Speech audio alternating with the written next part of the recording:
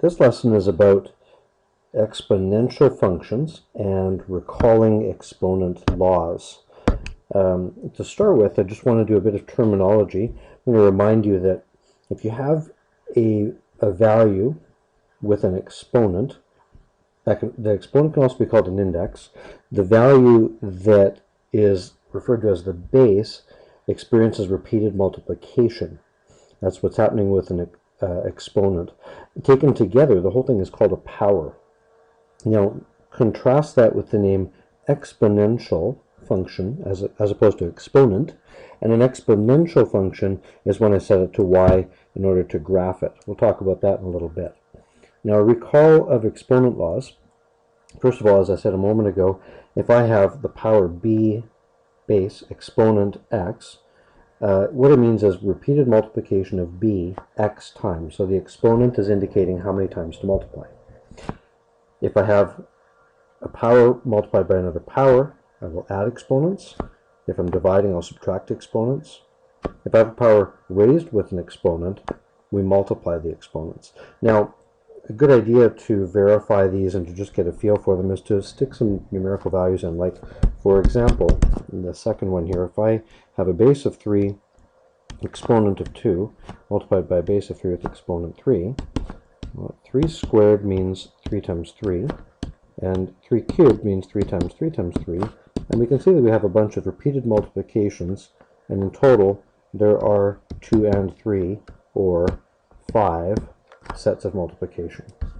Okay, carrying on, a couple of the exponent laws that sometimes cause trouble are negative exponents. If I have a base of b with an exponent that's negative, I can rewrite that as the reciprocal with a positive exponent. If I have an exponent of 0, that's equivalent to the value 1. Now, reasons for these can be demonstrated, again, like I showed above with some numerical values.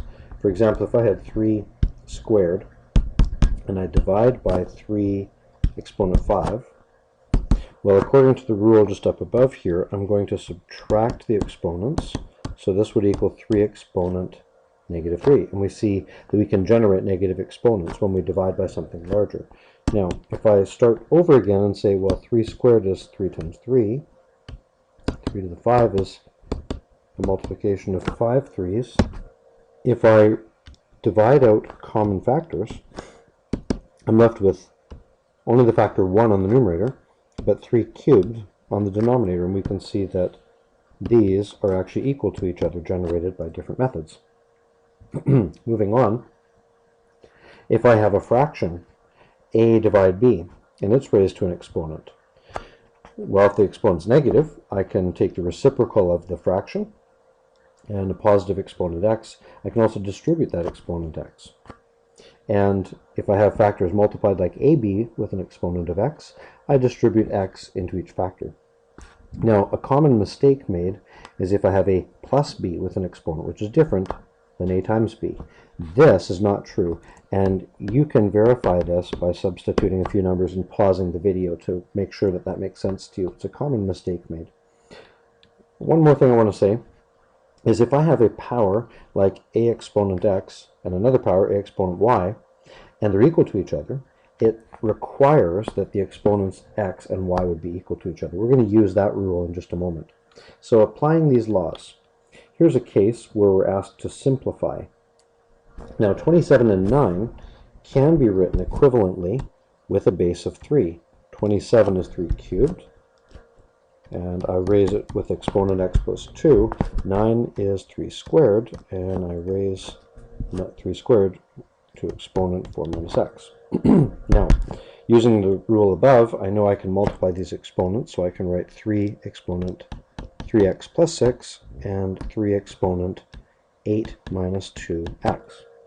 Next, I'm dividing, so I can write base of 3 with exponent 3x plus 6, then subtract 8 minus 2x.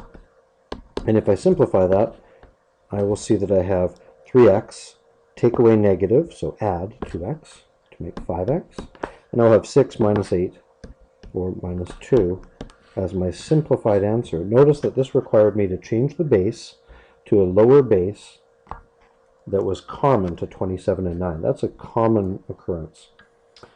Similarly, we could get a question that asks us to solve. That means finding an unknown, as you'll recall.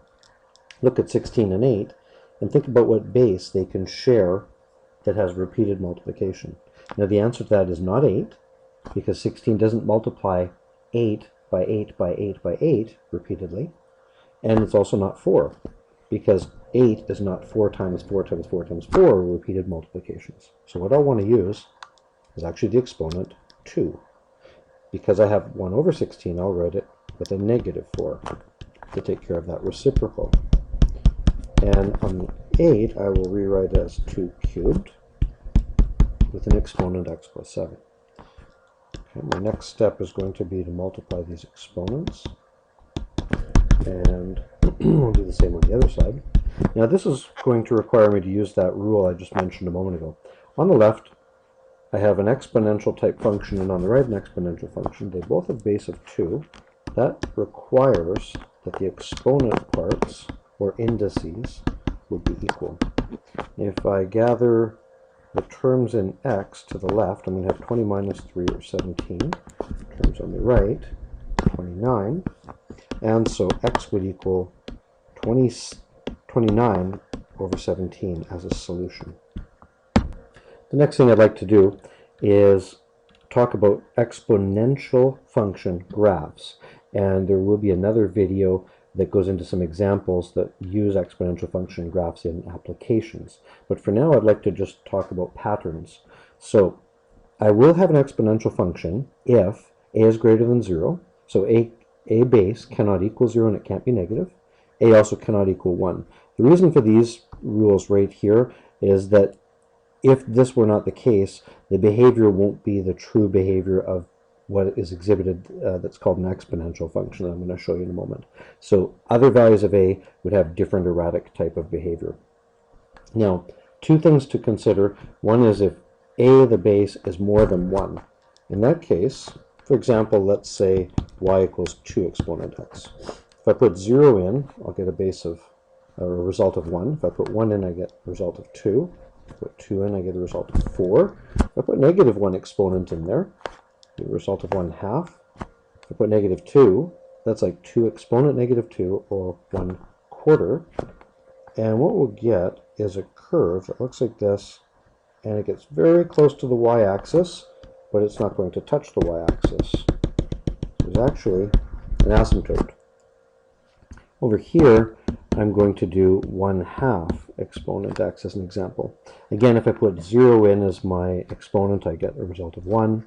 This time, if I put 1 in, I get 1/2 to the 1, or 1/2.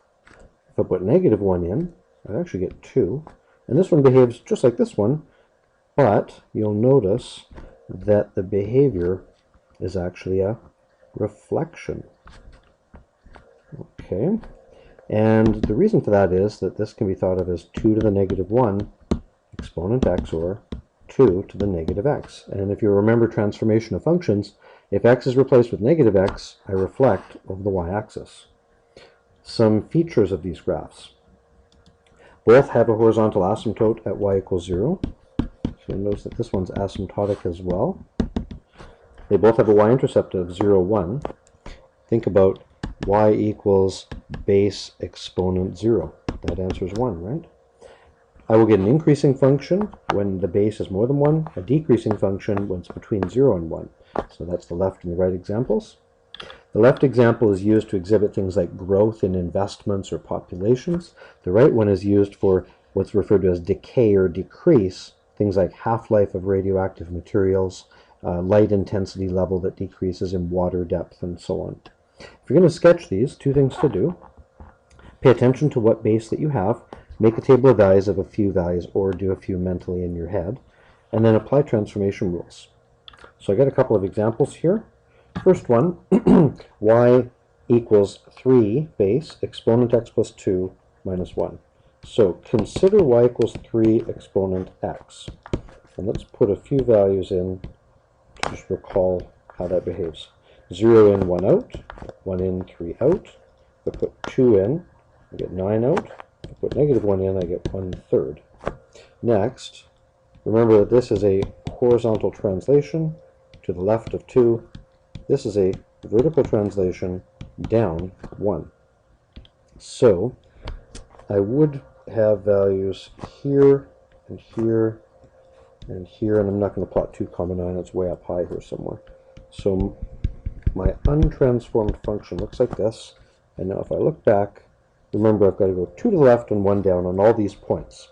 So we'll just do that. There's 1, 2 to the left, 1 down, there's 1, 2 to the left, 1 down, there's 1, and the y equals 0 asymptote moves down 1 unit as well. So now it's y equals -1. And I connect all those x points with a smooth curve. There you go. Now you try it on the next one and see how you do with 2 exponent -x plus 1. Okay, well I've got a table of values made up, and I recognize that a negative exponent was like reciprocal, so I rewrote this.